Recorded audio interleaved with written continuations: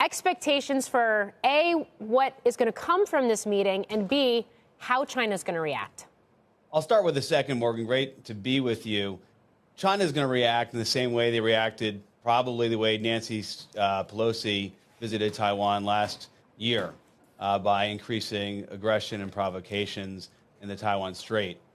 For this meeting, it's critically important for the U.S. Taiwan relationship, having President Tsai come and meet with Speaker McCarthy, the opportunity for those leaders to speak to the American people about the importance of the relationship and for the United States to demonstrate its support for Taiwan's security and freedom.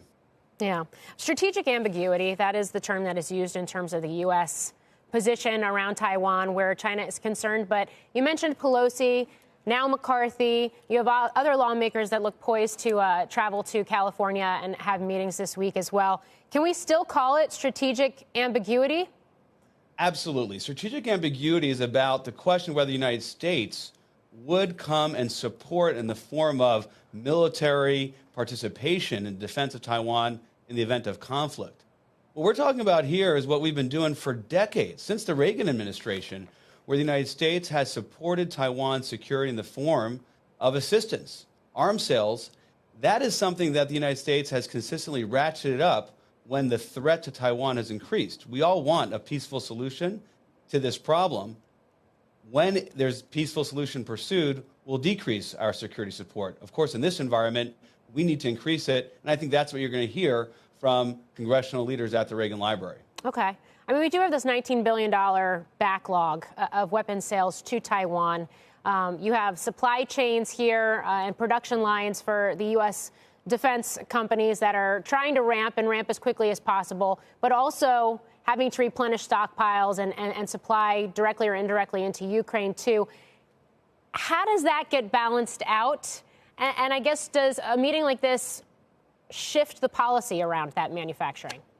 Well, China, of course, is the pacing threat. The United States has to be willing to deal with China, and part of that is increasing our arsenal of democracy and making those investments to increase industrial capacity. You're right to mention Ukraine, but Ukraine has made clear to all of us that just-in-time manufacturing won't work when it comes to our national defense. And so we need to have the ability in the United States, as we talk about walking and chewing gum at the same time, to provide for a Ukraine, to go ahead and invest and provide the support to Taiwan, and at the same time, increase our stockpiles. And it shouldn't be a choice between one out of the three or two out of the three. We should be able to do all of it as a great power. Yeah. China is forging closer ties with Saudi Arabia as well right now. We obviously saw the surprise OPEC announcement with the oil cut over the weekend, too. What does this do to our alliances in the Middle East and to things like weapons sales there for the future? Well, we need to increase our cooperation with Saudi Arabia on the security front. I think one of the challenges of the Biden administration is they took that for granted and has come back to haunt them in energy policy, as you've just pointed out. We thought last October when Saudi did the same thing that was resolved. We saw the announcement of the Boeing deal between Saudi and Boeing, but clearly Saudi does not feel confident that it can rely exclusively on the United States and in the West when it comes to their security needs. And so they're willing to play ball with China. It's a problem. And I think the Biden administration absolutely needs to address it. Ignoring it or saying there's not a problem is not helping matters. Roger Zakheim, great to have you on. Thanks for joining me today.